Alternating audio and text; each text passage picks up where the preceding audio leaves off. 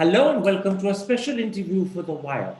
With coronavirus cases growing by a frightening 235,000 a day, today we ask what impact will this have on India's economy and the recovery that we were all hoping was speeding up?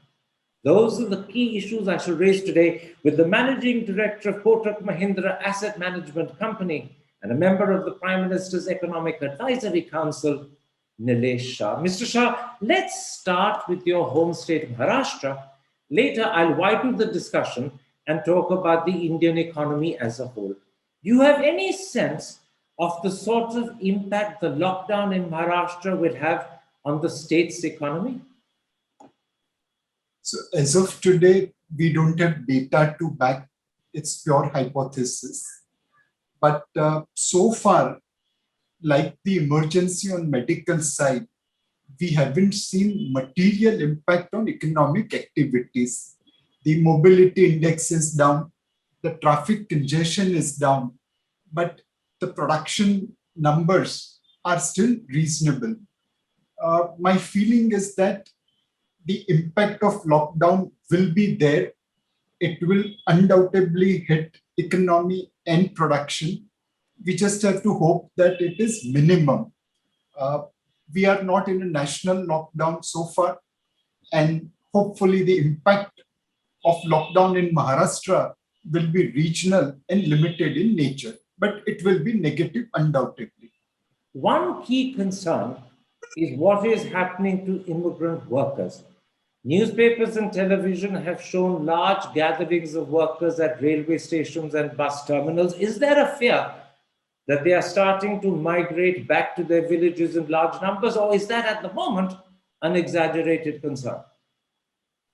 So undoubtedly, there is a set of migrant workers who probably, because of their prior experience, is moving towards hinterland. But at the same time, we also have to recognize the efforts of business community, which is kind of trying to take care of their workers. Either it's in terms of vaccination or it's in terms of provision of facility within the factory. So each one is trying to make an attempt. Will that be good enough? That next 14 days will tell us. Now, the Maharashtra government came up with a 5,500 rupee relief package for the lockdown period.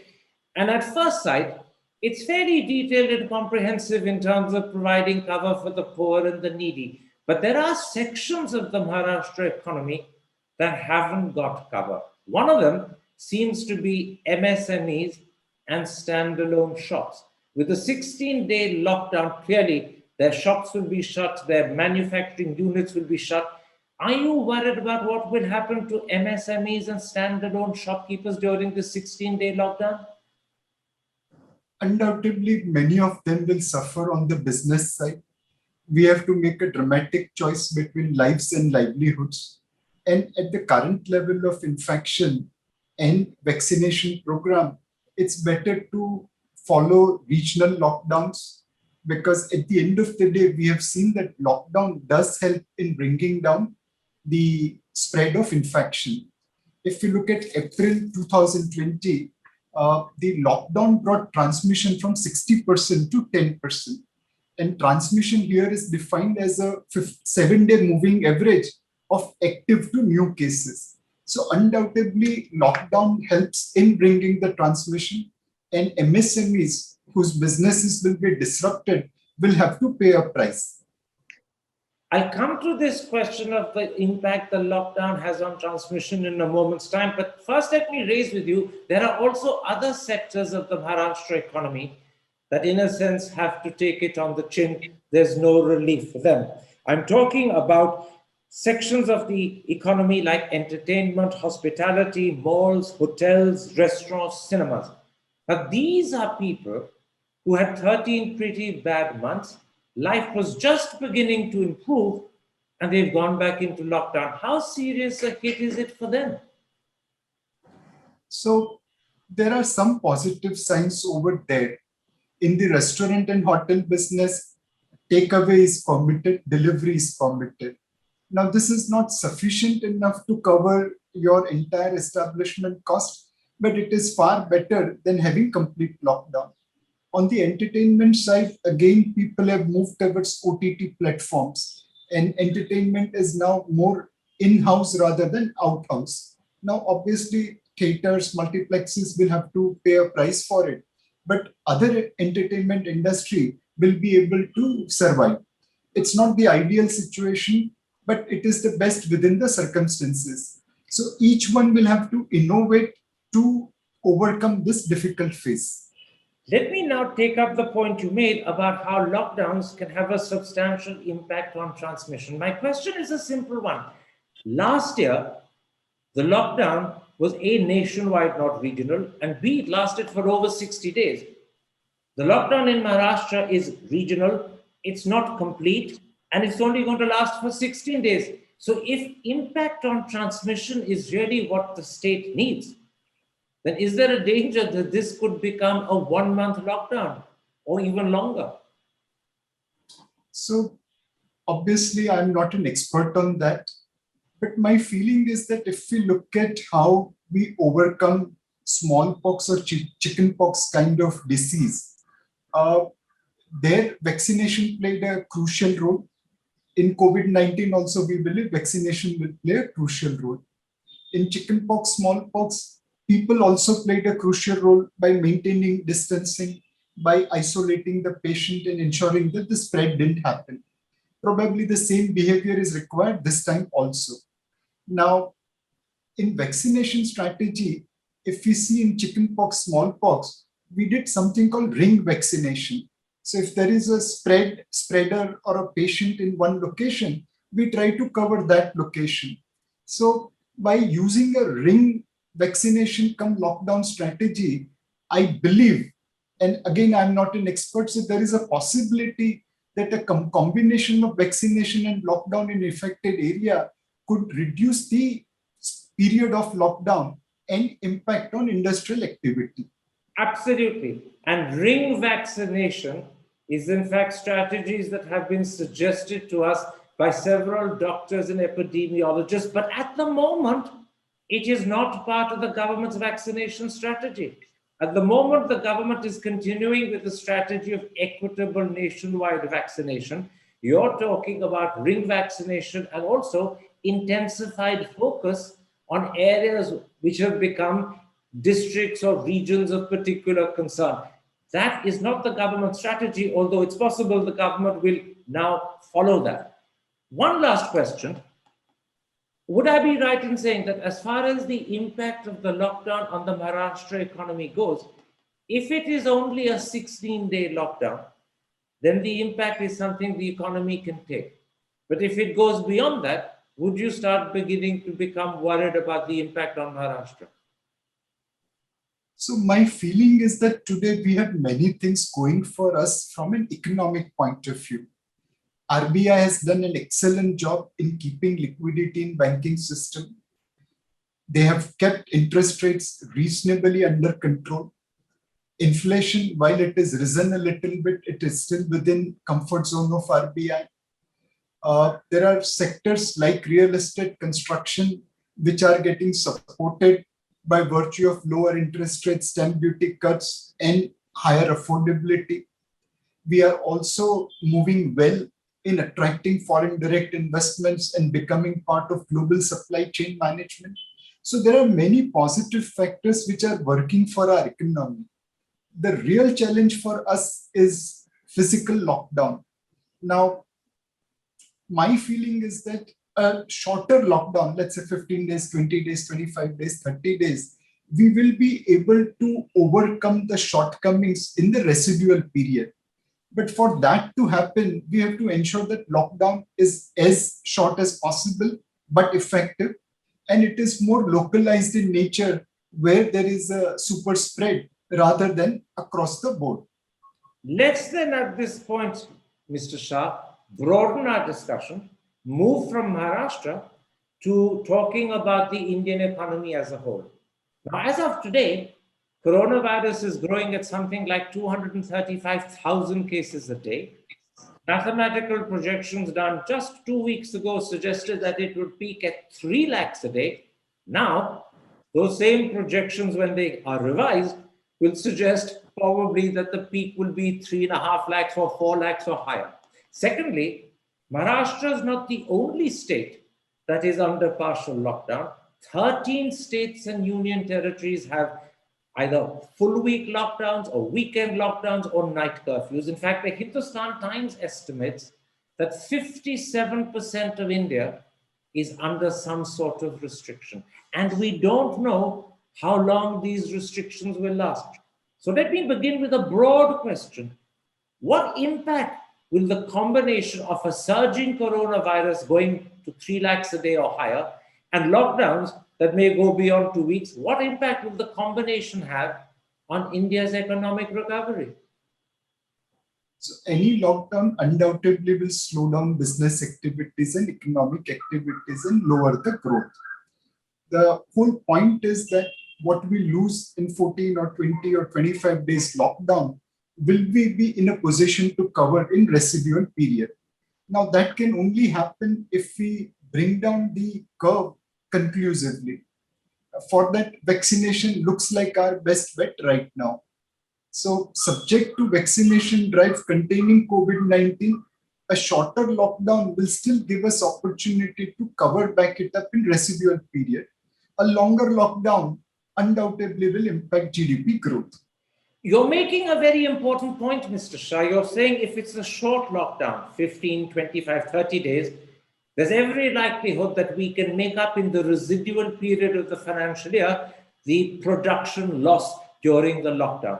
But the longer the lockdown, the less the chance of being able to make up the loss during the remaining period. So short lockdowns are easily handleable. The longer the lockdown, the bigger the problem. In that context, let me raise with you a concern that's beginning to worry people. If India is forced into a second nationwide lockdown, because the numbers are becoming worrying and we have to bring them down, does the government have the monetary space and, more importantly, the fiscal space for a second nationwide lockdown relief? I'm talking in particular of free grain and pulses, direct bank transfers to the poor, loan moratoriums, and of course, substantially increased allocations for NREGA. Do we have the fiscal and monetary space for that? So it won't be an easy question to solve. But I think if we think smartly, we will be able to raise fiscal space to support the spending which is necessary. My favorite case has been monetization of gold. Today, we don't know exactly how much gold we have, but the estimates ranges between 20,000 tons of gold to 30,000 tons of gold. It's a dead asset which is not contributing to our economy. If we can harness power of gold and monetize it, we will be able to generate all the resources needed for supporting our economy. The second option could be divestment of government assets. In this budget, we have made announcement about asset monetization as well as strategic divestment. Both these projects taken to conclusion can definitely raise fiscal resources to fund our spending. You're making a very important point. You're saying that if we are forced into a second nationwide lockdown, and that means the government has to find lockdown relief of very sizable proportions, that's the time for the government to be imaginative and innovative and to do what you have recommended at least twice in interviews to me, a gold amnesty scheme. And secondly, very extensive, rigorous divestment of government assets as well as privatization. Earlier, at least as far as the gold amnesty scheme was concerned, the government didn't seem to follow that advice. Now, if we're forced into a second lockdown, do you think they'll be more open to it? Do you have any sense whether the circumstances will force them to consider it or not? So my feeling is that with gold, there is a lot of attachment of sentiments among Indian citizens. But if there is a need, we have to utilize our resources. And the most easiest option is gold. Let's monetize dead assets to generate productive resources. Absolutely. And therefore, this is something in that moment of crisis the government will have to seriously think about. Let me come to your second idea. enhanced, rigorous disinvestment. It is part of the budget, but this government has a very poor track record of privatization and disinvestment. In fact, the 6 budgets presented by the Modi government have all failed to actually reach their disinvestment target. How confident are you this time around, because there's a crisis, they'll actually fulfill the target? The truth is, this time around, if they have to fund a second lockdown relief package, they have to do more than just meet the target for disinvestment, whether it's public sector units or disinvestment of assets. They have to exceed the target and exceed it very substantially. So how confident are you they can change their poor track record and suddenly start performing well? So if we look at all the last 25 years budget, I don't think so any budget has ever achieved divestment target, no matter whether markets were in bullish mode or a bearish mode.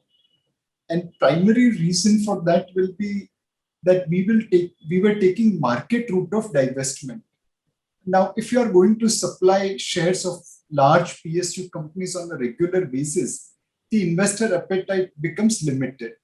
Now, after many decades, we are shifting to strategic divestment. We are putting assets for kind of public-private partnership or total privatization. We are moving from divestment to privatization. And this will be the biggest difference. There will be many companies around the world who will be happy to invest in India on a strategic basis, where they get complete control of the asset, complete control of the company. If we pursue privatization, quote unquote, rather than divestment, then there is a reasonably good chance that the current year's numbers can be achieved. There's one problem, not an economic or political one. The Bharatiya Mazdoor Sangh, which is a BJP affiliated trade union, the RSS itself, which is the parent body, and several other people have actually spoken out against privatization, specifically and explicitly. Do you think the government at this moment would have the strength to disregard this sort of opposition and carry on? Or will they begin to say, maybe this is a problem, we should think about it, not do it now, postpone it? Will there be second thoughts, in other words? So we have seen opposition from labor in most cases of privatization. This needs to be tackled in the manner where, if you remember earlier, bank employees opposed computerization because they thought that would result into loss of jobs. But today they have seen that with computerization, banking has expanded and more jobs have been created. We need to use past example of how bringing in technology, how giving more administrative freedom have actually created more jobs rather than taken away jobs.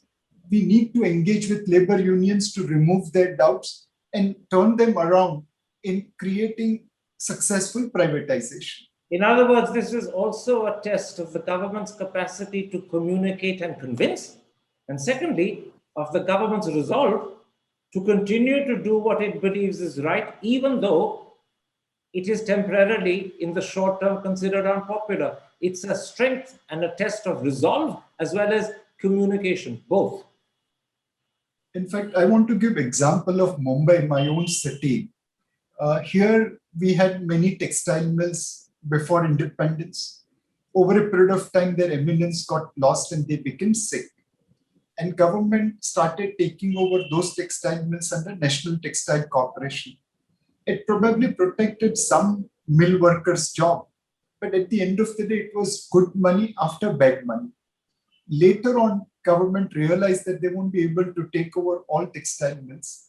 And slowly, they allowed commercial development. We saw one Phoenix Mill Park coming up. And today, entire Lower Parel, Elphiston area, which was the motherland of mills, textile mills, are today buzzing with activity. There are residential complexes, there are commercial complexes, there are malls, there are jobs, there is growth. So what we did in Mumbai by restricting market forces to operate, it protected few people and created negative growth for most of the people. But when we allowed market forces to operate, it created growth for everyone. And that example we should carry out to people. Absolutely. And if I can recall correctly, it was the BJP Shiv Sena government in Maharashtra that began the process you're talking about. You now have a BJP government in Delhi. It should learn from what its predecessor in Maharashtra did. But there's one way that we haven't talked about of handling the sudden excess of expenditure the government may face, and that is by borrowing and allowing the fiscal deficit to increase. I take it you believe that would be the wrong way to do it. Just to give the audience a few details, the fiscal deficit last year was 9.5%. The government hopes to bring it down to 6.8% this year. Am I right in understanding from the fact that you haven't mentioned increased borrowing, that you think it would be wrong for the government to follow policies that kick the fiscal deficit this year back to 9 and 10% levels? So we have to keep all our options open. Our debt to GDP ratio was roughly about 70% pre-COVID. Today, it's probably about 90% post-COVID. But even if it crosses 100% for a short period of time, most rating agencies and most investors will be fine with it. What we have to ensure is that this increased borrowing program does not crowd out private sector, and which is where RBI has done an excellent role in providing liquidity and keeping interest rates low. We have to also ensure that this excess liquidity does not result into higher inflation. That means I have to keep my capacity utilization at appropriate level.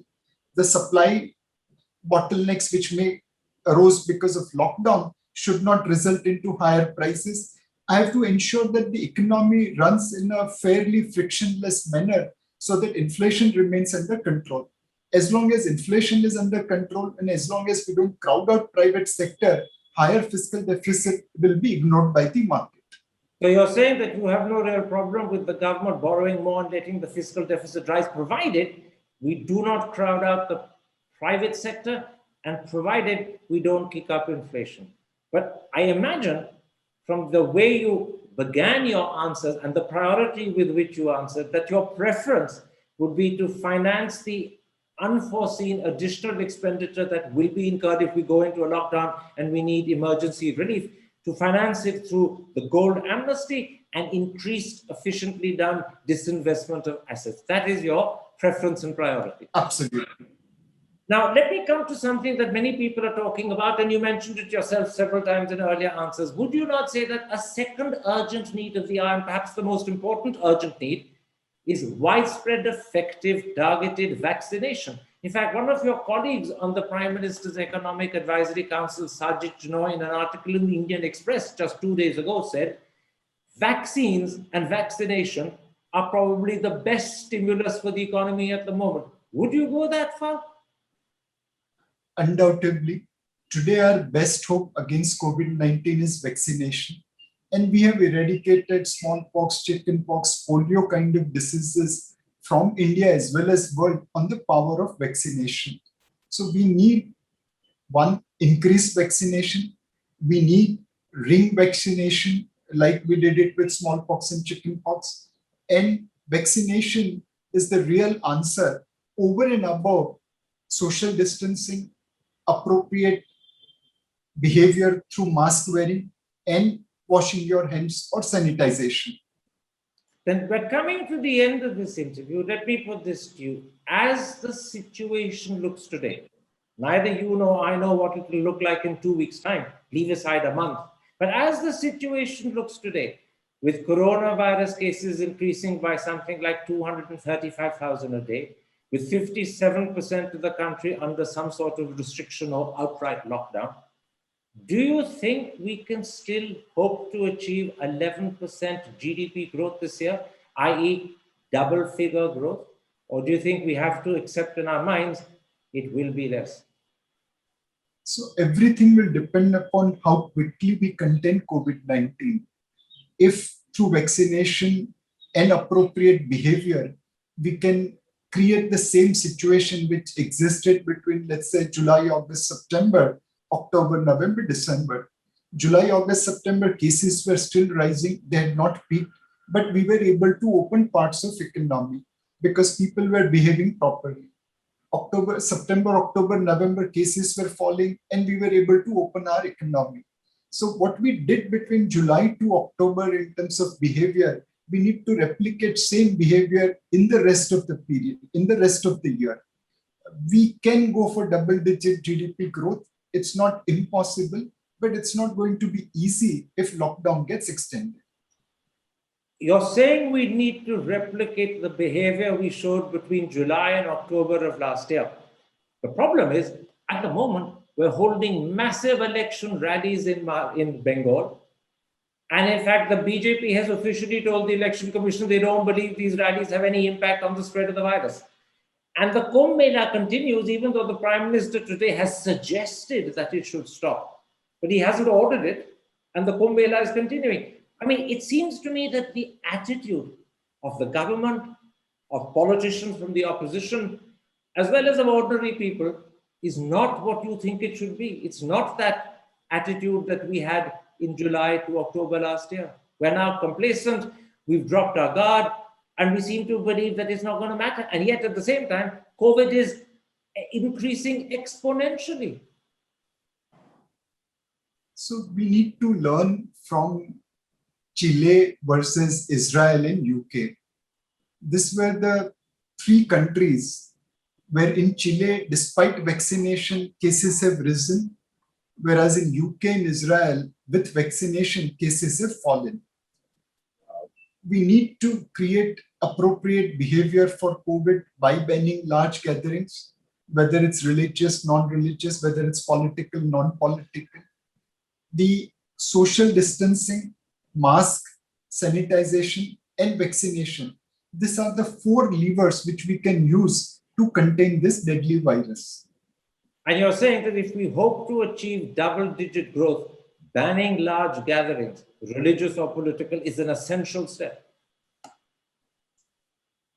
mean, that's just one part. We need to do all the four things: social distancing, mask, vaccination, and sanitization. All four levers have to be used to ensure that lockdowns are localized, regional in nature, not hugely disruptive to economic activities.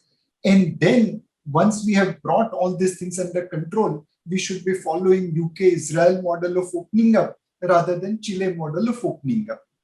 But you are saying that if we do these four things, double-digit growth, the 11% anticipated in the budget is still feasible. You're saying that, aren't you?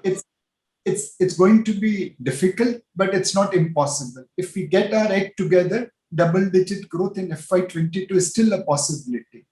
My last question. The government was very proud of the fact that India was experiencing what they insisted was a V-shaped recovery.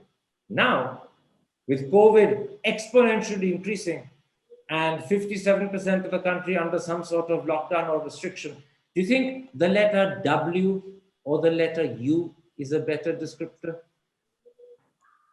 So till today, the data suggests that we are in a V-shaped recovery. Obviously, if there is lockdown, the arm of the V will start coming down. Now, we have to ensure that with appropriate vaccination strategy, that downturn is limited and there is room to go further upside. In terms of liquidity, in terms of foreign direct investment, in terms of consumer demand, lots of stars are aligned for India. What we need to ensure is that the lockdowns are minimum, the COVID-19 is controlled so that economic activities can continue. Without COVID-19, economic activities have power within themselves, the momentum within themselves to still go for double-digit growth. But at the moment, you are sounding as if you're reasonably confident that we can still pull off a V-shaped recovery and not have to call it W or U. But that is all contingent upon how we contain COVID-19. Absolutely. And that is the big question to which no one really has the answer. That is the doubt on the horizon. That is the question mark looming over our head. And that will continue to be the case for the next few weeks, maybe months. I thank you, Mr. Shah, for this interview, for finding time for me. I'm particularly grateful. You're in a city where the situation is worrying Mumbai. Take care. Stay safe. Thank you.